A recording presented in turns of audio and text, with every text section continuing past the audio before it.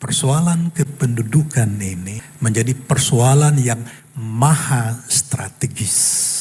Bukan soal strategis saja, tapi maha strategis. Dia akan menentukan sektor politik, dia akan menentukan sektor ekonomi, dia akan menentukan sektor budaya, sosial, dan lain-lain. Pikirkan ini baik-baik. Kepala daerah, gubernur, bupati, wali kota, pikirkan ini baik-baik. Jangan sembarangan. Saya mau lihat ada calon-calon gubernur, wali kota nanti yang akan menyampaikan visi misinya nanti. Ketika kampanye ini, bagaimana strategi mereka untuk memperhatikan soal politik kependudukan ini. Sudah ada perdasus mengenai kependudukan, tapi saya baca karu-karuan. Saya mau katakan begini, perlu ada peraturan daerah yang mengatur mengenai politik kependudukan, ya, kependudukan, mengenai perlindungan penduduk, ya, mengenai pembatasan atau apa ini, soal kependudukan ini. Ada 3 hal saja yang perlu diatur di sana. Pertama, bagaimana meningkatkan jumlah penduduk orang asli Papua. Bupati, wali kota, kok pikir itu? Kita semua habis ini. Kapal masuk, pesawat masuk. Tadi Ketua Sinode sudah bicara.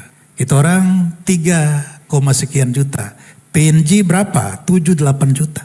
Bagaimana kau tingkatkan dari sisi kuantitas jumlah orang asli Papua?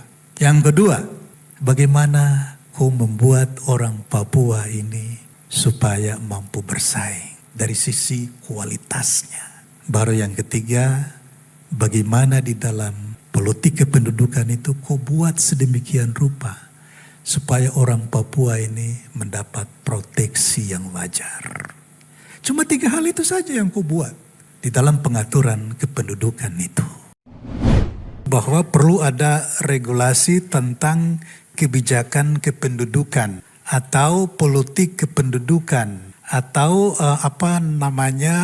pengendalian penduduk di Provinsi Papua ini. Bukan saja di Provinsi Papua, Papua Barat, Papua Barat Daya, Papua Selatan, semuanya. Dan ini sangat penting dan saya sudah kemukakan tadi 3 hal itu yang harus diatur. Yang pertama itu mengenai kuantitas orang asli Papua. Harus diatur dan dijamin di dalam regulasi itu. Misalnya saja begini, orang Papua yang mempunyai anak ke-3, 4, 5, sampai 10, 12 akan disantuni oleh pemerintah. Misalnya seperti itu. Soal yang tadi dikatakan kawin lebih dari 1 itu saya kira tidak perlu diatur lagi. Itu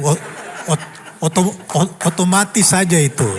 Ya, cuman berkaitan dengan hal itu harus konsultasi dengan Bapak Ketua Sinode dan pendeta-pendeta. Harus konsultasi dulu. Tapi kalau tidak ya pakai perjanjian lama saja.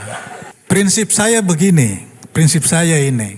Sebenarnya Tuhan Yesus juga dalam perjanjian baru itu tidak melarang untuk kawin. Tapi yang dilarang adalah cerai. Tinggal ditafsirkan saja. Kalau tidak dilarang untuk kawin ya kawin saja tuh, kenapa sih? Tapi kalau cerai jangan. Jangan pakai alasan begini, oh kita untuk monogami jadi saya mau kawin kedua tuh saya harus cerai yang pertama dulu. Ini nanti kajian teologis teman-teman di STT. Jadi jangan kita pertentangkan perjanjian lama dan baru lagi. Dua-dua itu jalan sama-sama saja. Sebab yang saya yakin pasti itu di surat Titus itu Rasul Paulus bilang, Titus, kau tetapkan penatua-penatua di Kreta sana itu. Tapi kau pilih, jangan yang kawin istrinya lebih dari 1. Itu yang tidak boleh. Tapi yang bisa diangkat sebagai diaken-diaken penatua-penatua itu yang 1 istri saja. Artinya di jemaat Kreta itu juga ada warga jemaat yang kawin lebih dari 1. Begitu. Nanti tanya Bapak Pendeta dorang dulu, ini pendapat saya sendiri jadi. Nah sekarang begini Bapak-Bapak Pendeta, bagaimana dengan kita punya ondoafi dorang ini? Sukawin lebih dari 1. Bagaimana dorang ini? Terima saja tuh, ya terima saja, mau apa lagi? Jadi sudah jalan secara adat saja sudah begitu. Ya, dengan itu kan kita bisa menambah populasi. Ini penting ini. Saya tidak main-main soal ini. Saya bicara sangat serius.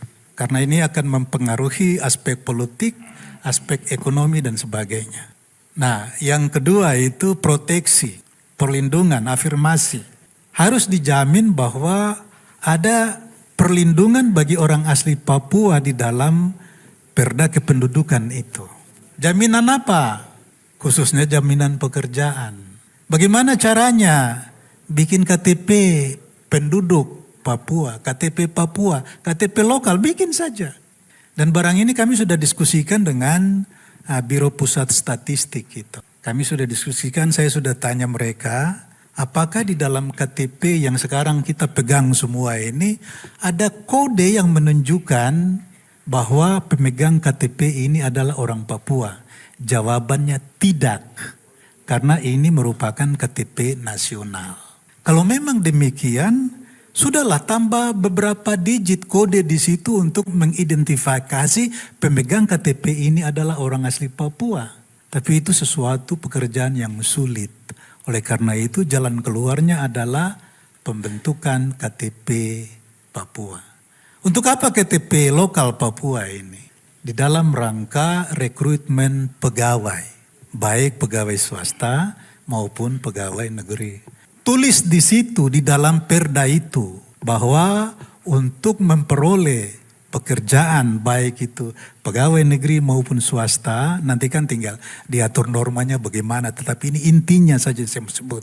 Bahwa perlu yang bersangkutan, perlu pemegang kartu penduduk lokal. Kita kunci di situ. Jadi jangan berpikir lagi, aduh nanti bagaimana itu soal itu. Jadi banyak hal yang bisa kita buat di dalam perda mengenai pengendalian penduduk itu. Nah, kalau bagaimana dengan mereka yang datang dengan pesawat berapa kali penerbangan dari luar Papua masuk ke sini, mengendalikan mereka dengan cara bagaimana? Itu nanti kita harus diskusikan dan pikirkan itu. Orang berpindah satu tempat ke tempat lain itu hak asasi manusia juga. Kita tidak bisa bilang begini, kamu tidak boleh masuk ke Papua dengan pesawat. Nanti dong bilang kita lagi, kamu tidak boleh datang ke Jakarta lagi. Kan repot ini. Jadi memang perlu pengaturan yang rasional mengenai pengendalian penduduk itu. Lalu yang berikutnya adalah yang berkaitan dengan kualitas penduduk masyarakat Papua itu bagaimana. Perlu dijabarkan lebih jauh lagi di sana.